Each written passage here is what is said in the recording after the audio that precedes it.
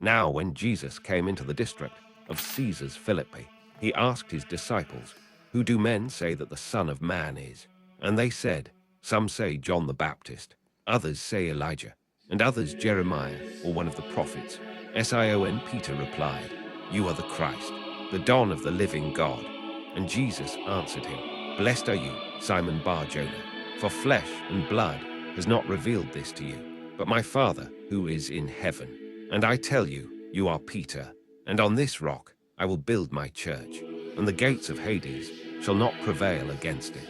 I will give you the keys of the kingdom of heaven, and whatever you bind on earth shall be bound in heaven, and whatever you loose on earth shall be loosed in heaven." Then he strictly charged his disciples to tell no one that he was the Christ.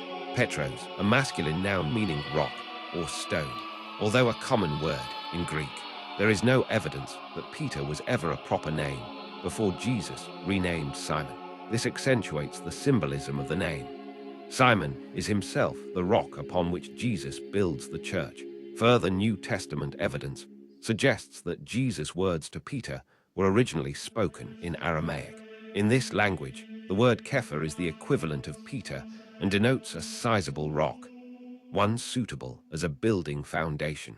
This Aramaic name is preserved as Cephas 9 times in the New Testament.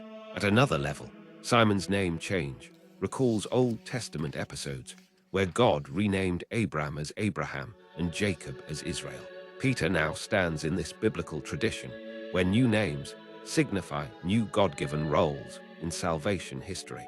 In Peter's case, Jesus designates him the foundation stone of the New Covenant Church, just as the temples of the Old Testament were built upon a great stone. 1 Kings 5:17, Ezra 3:10.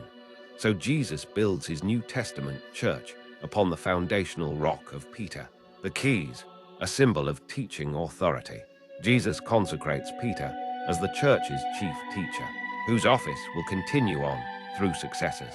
The plural use of keys may imply a connection with the gates in 1618 and mean that Peter's position includes, among other things, the authority to release the righteous souls who are detained in Hades but destined for